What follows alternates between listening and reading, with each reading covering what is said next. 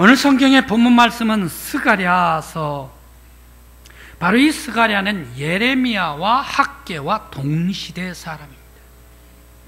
그런데 이 스가랴는 바벨론에서 포로의 2세로 태어나가지고 고레스 왕이 BC 536년에 송환, 예루살렘으로 포로를 전부 다 송환을 합니다. 그때 송환된 제사장 중에 한 사람이 스가랴입니다. 그런데 이 제사장이 다시금 송환되어 가지고 고국을 찾아왔는데 고국 예루살렘 성은 다 무너져 버렸죠. 성벽은 불타버렸죠. 성전은 파괴가 돼 버렸죠. 고국이라고 돌아와 봤자 희망이 없어요. 소망이 없어요. 어디 하나 기쁨을 주는 데가 없어요. 다 성벽은 무너져 버렸죠. 그런데 오늘 스가랴서는 하나님께서 스가랴에게 말씀을 주십니다. 너희들은 기뻐하라. 너희들은 예루살렘에서 즐거이 부를지어다. 이 예루살렘에서 즐거이 노래하라 라고 하나님의 명령 말씀이 떨어지고 있습니다. 불타버리고 전부 다 폐허가 돼버리는, 눈에 보이는 것이 다 사라져버린 이 절망 속에서 왜 기뻐하고 왜 즐거이 외치고 왜 즐거이 노래하라 하는가? 차라리 절망에 아픔, 슬픔 가운데 있으라라고 하는 것이 더욱더 올바른 것이 아닌가. 그런데 하나님께서는 스가랴를 통하여 기쁨의 노래를 부르고 즐거이 외치라라고 말씀을 주시고 있습니다. 또 그런 아픔 속에서 왜 하나님께서는 스가랴를 통해서 돌아온 이스라엘 백성들에게 화를 주어서 그들에게 용사를 만들고 헬라의 원수들을 다 삼키고 무기를 밟고 또 원수들을 무찌르게 하겠다라고 말씀을 하시는가? 오늘 본문 말씀은 그뿐만 아니라 16절, 17절 말씀에 이스라엘 백성들은 왕관의 보석과 같이 빛나게 해주면서 이스라엘 모든 처녀 총각들, 이러한 사람들은 건강해서 형통한 사람이 되고 아름다운 사람이 되게 하겠다라고 말씀을 주시는가? 지금 보이는 것은 좌절과 낙심과 실망과 또 아무러한 예루살렘 눈앞에 보이는 것뿐인데 말입니다. 언제 이방 사람들, 언제 모압 사람들이 올라오고 언제 아람 사람들이 올라오고 언제 블레셋 민족들이 올라와가지고 호시탐탐 예루살렘을 다시 노리게 되면 또다시 이 이스라엘 백성들은 예루살렘 함락되고 억압에 들어갈까도 모르는 바로 이러한 불안불안한 세계에서 왜 하나님께서는 스가랴를 통해서 하나님의 말씀을 선포하라, 너희들은 예루살렘에서 기뻐하고 즐거이 하나님께 노래하고 부르짖으라 라고 말씀을 하실까 생각을 해봅니다. 기뻐 부르짖으라, 하나님의 영광을 찬양하라, 온 백성인들이 다 노래하고 즐거이 부르짖으라. 왜 이렇게 즐거이 부르짖으라 라고 말씀을 하실까? 하나님께서는 포로에서 돌아온 이스라엘 백성들을 사랑하시기 때문에, 비록 눈앞에 보이는 것은 예루살렘 성벽 모든 것들은 다 파괴가 되고 불바다가 되고 걸린 것과 같이 되어버린 이러한 세상 사회, 이러한 예루살렘이지만 하나님께서는 너희들을 결코 떠나지 아니한다. 너희들 돌아오게 하신 분도 하나님이시오, 너희들을 회복시켜 주신 분도 하나님이시오, 너희들 다시금 강건하게 해주실 분도 여호와 하나님이시다. 여호와 하나님께서는 결코 너희들을 떠나지 아니하고 너희들과 함께 하겠다. 너희들과 함께할 메시아를 보내주시겠다. 이 메시아가 옴으로 말미암아 이스라엘은 다시금 억압과 눌림이 없고 이스라엘 안에는 평화가 있을 것이야. 예루살렘 모든 백성들은 원수 적들을 다 물리치고 메시아 하나님께서 보내신 이 메시아가 싸워주심으로 말미암아 모든 원수들을 밟아버리고 무기를 다 무찔러버리고 원수들 다 무찔러버리고 하나님의 평화로운 예루살렘 시온을 만들어 주시겠다. 그리고 하나님께서 능력으로 역사하여 주심으로 말미암아 모든 원수들을 다 물리쳐 주시고 시온산에 임재하셔서 예루살렘이 온 세계에 빛나는 예루살렘이 되게 해 주시겠다. 그리고 이스라엘 백성들은 보석과 같이 빛나는 백성들 만들어주시고, 이스라엘의 젊은 사람들, 청년, 처녀, 총각들은 이제 이 건장하고 아름답고 멋진 사람으로 소망 있는 나라와 민족, 그리고 젊은이들이 되게 해 주겠다. 여호와 하나님께서 임재해 주시겠다. 과거에 너희 조상들은 하나님을 등지고 떠나갔을 때에 그들에게 채찍을 주어가지고 바벨론 포로로 보냈지만, 아프게 했지만, 이제 너희들에게는 메시아를 보내주셔서 너희들과 함께하고 사랑해주고 인도해주고 세상에 위대한 예루살렘을 세워주시겠다. 모든 억압 다 물리쳐 주겠다. 언약해 주셨습니다. 오늘 이 좌절과 낭만 속에, 시련 속에 하나님께서 찾아와 주시고 사랑의 메시지를 주시면서 희망을 주신 하나님께서 오늘 우리 시대에 있어서의 우리 나라, 우리 민족, 아무란 우리 백성들, 그리고 또 아픔과 고통 속에 억압당하고 있는 우리 성도들, 그리고 또 우리 교회 위에, 우리 사회 속에, 그리고 온 세상을 보더라도 힘들어하고 있는 이 온 세상 가운데 메시아 예수 그리스도를 보내주심으로 말미암아 좌절, 낭망, 억압 다 물리쳐 주시고 하나님 안에서 희망과 은혜와 소망을 주시는 저와 여러분들이 되시길 간절히 기원합니다. 그렇다면 우리가 살고 있는 현실에 나에게 우리를 절망하게 하는 것이 무엇일까? 우리가 살고 있는 이 시대에 무엇이 우리를 절망하게 할까? 먼저 우리를 절망하게 하는 것은 타락한 탐욕, 세속, 정욕이 우리를 절망하게 합니다. 특히 우리나라에서 이제 내년 개헌을 하게 되는데, 이 개헌, 지금 우리나라에서 잘 이루어지고 있는 양성평등이 그대로 가면 되는데, 이 양성평등을 왜 개헌을 해가지고 성평등을 하겠다 하는가? 동성애를 인정하겠다라고 얘기를 하는가? 왜 이렇게 해서 우리나라를 아주 혼란시키게 하는가? 이러한 것들이 우리를 좌절시키고 낭망하게 하고 절망하게 하는 것이 아닌가? 남자와 여자가 있어서 성평등이 이루어지면 얼마나 하나님의 아름다운 뜻에 따라 가정을 이루어 나가는가.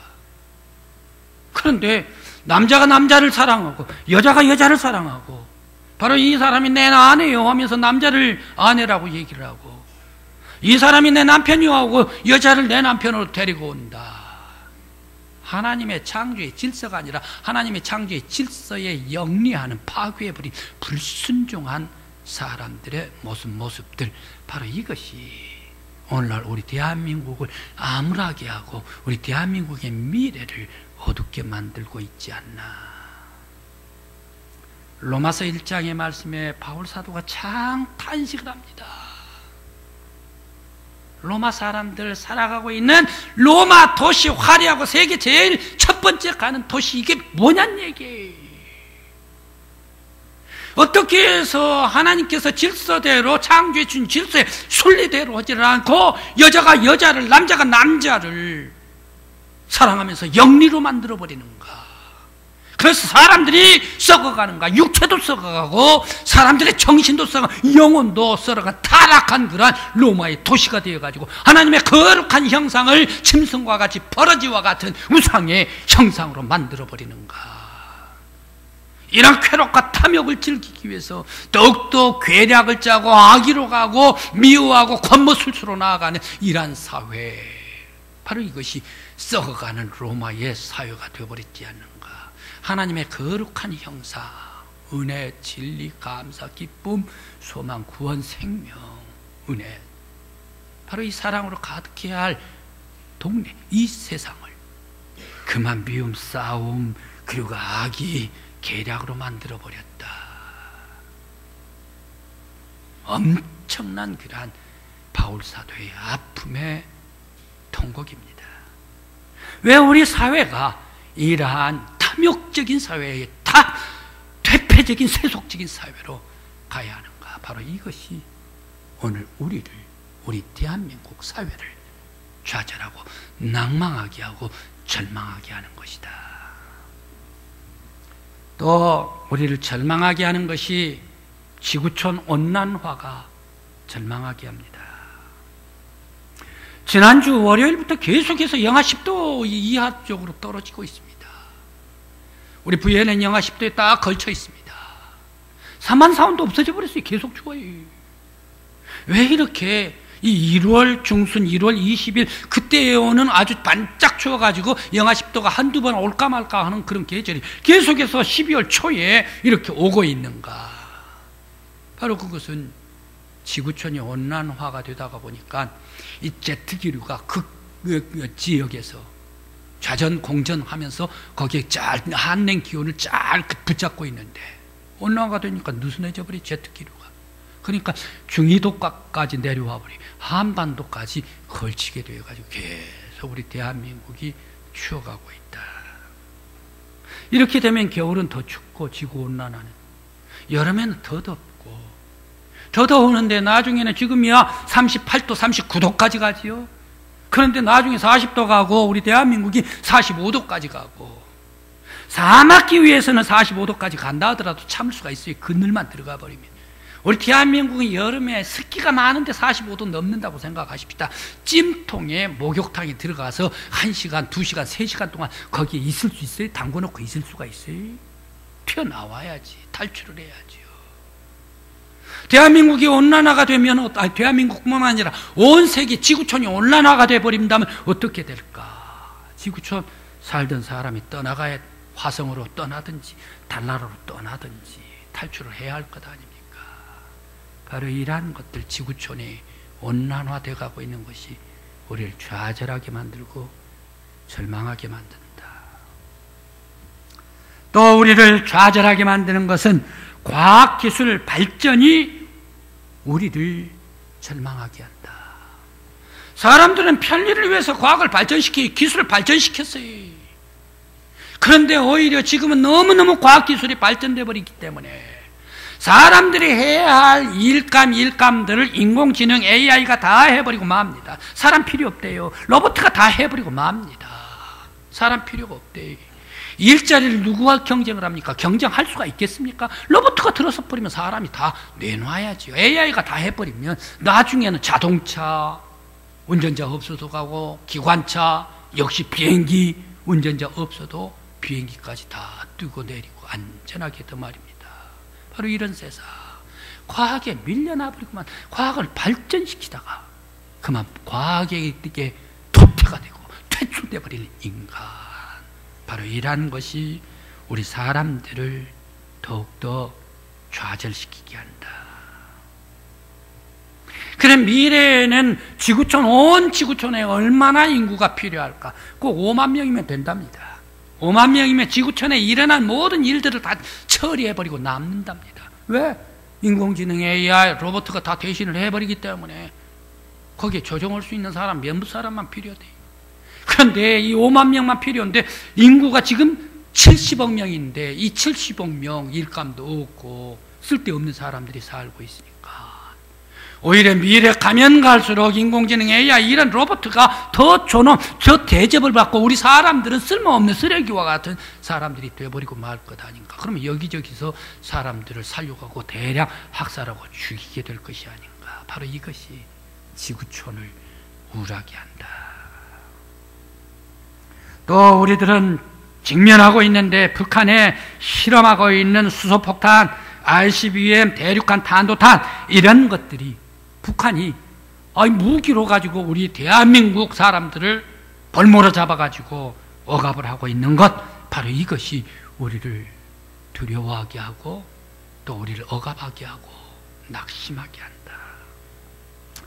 또 세계 속에서 한스킹이 말하는 문명의 충돌에서 종교 간 대립이 우리를 절망하게 합니다. 저지난주에 미국의 트럼프 대통령이 우리 미 대사관은 텔아비브가 아니라 우리 미 대사관은 예루살렘에 지을 거야 라고 선언을 합니다. 바로 이것은 무엇입니까? 세계 묵시적인 조약이 있답니다. 바로 이 각국의 대사관은 그 나라의 수도에 있게 된다, 있다. 바로 이것을 무기적인 암묵적인 세계의 그러한 통하는 관례랍니다. 그런데 지금 텔아비브에, 우리 텔아비브, 예루살렘 이스라엘 수도가 아닌데 왜 텔아비브에 있는가? 우리들은 예루살렘에 있겠다, 예루살렘이 이스라엘의 수도다라는 것을 선포를 했습니다.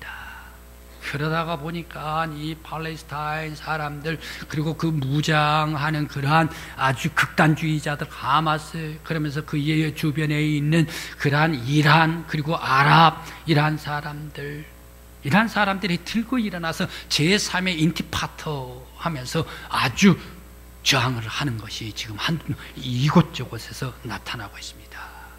2명 죽고 4명 죽고 그렇게 했다. 바로 이 종교 간의 충돌이 우리를 아주 좌절하고 낙심하게 한다. 성경에서는 어디를 예루살렘, 이스라엘의 수도라고 얘기를 하는가? 오늘 스가랴서 9장 말씀에도 있지만 스가랴서 14장 전장의 말씀 속에서 이 예루살렘의 모든 세계 사람들의 중심이 예루살렘이 되게 해 주겠다. 이 예루살렘에서 하나님께서 임재하시고 모든 거민들의 영광을 받으시고 온 세계 모든 사람들이 남반국가 서반국가 모든 사람들이 예루살렘에 올라와 가지고 하나님께 경배하고 하나님께 영광을 돌리는 세계 중심의 도시가 되게 하리라 라는 것이 스가랴 14장 말씀에 기록이 되어 있습니다. 바로 이렇게 될 때에 하나님의 뜻이 어디 계시는가? 온 세상 가운데 하나님의 뜻이 임하면서 하나님께서 영광 받으실 거룩한 온 세계요, 온 백성들이 되어야 할 줄 믿습니다. 바로 이러한 것들이 곧 우리를 절망하게 한다. 또 계속해서 떨어지지 아니한 병, 나이가 들면 들수록 행여나 올해가 지나가면 건강해질까, 2해가 지나가면 깨끗해질까 생각을 하는데 가면 갈수록 더욱더 심신이 약해지고 아픈 곳이 더 아픈 것 같고 만성 질병으로 떨어지지 아니한 병들이 나를 좌절하게 하고 우리들을 낙심하게 하고, 뿐만 아니라 사람과 사람의 관계성 속에서 서로 간에 시기하고 서로 간에 질투하고 서로 간에 미워하고 그러면서 서로 간에 이간질하고 그러면서 서로에 있어서의 이해를 하지 못하는 것들이 바로 우리를 아프게 하고 절망하게 하는 것이 아닌가.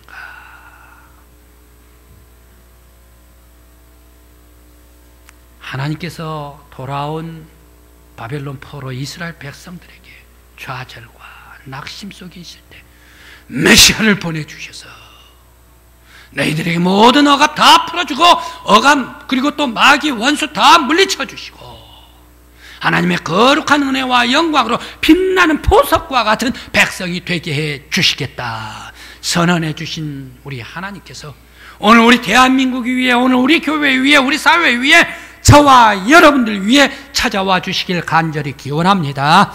메시아의 평화가 우리 교회 위에, 여러분들 위에 함께 하시길 간절히 기원합니다. 메시아의 은혜가 우리 지역사회 위에 함께 하시길 간절히 기원합니다. 하나님의 평화가 우리 대한민국 위에 함께 해주시길 간절한 마음으로 기원합니다.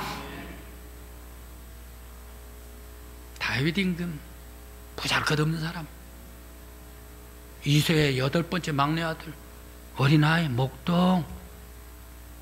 또 그는 어떻습니까? 왕위로 올라가가지고 실수, 간음. 그러면서 그것을 회피하려고 사람까지 죽였네요. 이런 못된 사람이 다윗 아닙니까? 그럼에도 불구하고 왜 하나님께서는 다윗을 찾아와 주시고 다윗을 지켜주시고 보호해주셨나? 다윗 회개하고 영혼 속에 하나님의 거룩한 진리로 내 영혼이 깨끗게 하여 주시고 소성시켜 주시옵소서.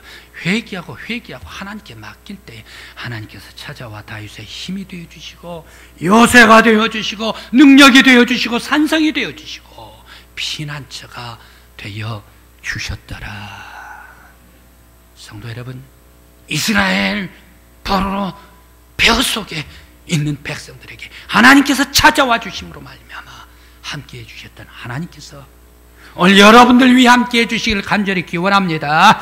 근심 다 물리쳐 주시기를 간절히 기원합니다. 혼란하고 어지러운 것들 다 사라지게 해주시기를 간절히 기원합니다. 마귀의 모든 역사 괴계 다 뿌리쳐 주시고 물리쳐 주시기를 간절히 기원합니다. 하나님의 평화가 오늘 우리 교회 위에, 나에게, 여러분들 위에 함께 하시기를 바랍니다. 이제 성탄이 점점 가까우고 있습니다. 진실로 메시아 예수 그리스도의 평화가 늘 사모하고 기다리고 내 영혼에 와주시고 우리의 가정에 와주시고 내 육체에 찾아와 주시고 우리 교회에 찾아와 주시고 이 민족 위에 찾아와 역사하여 주시옵소서.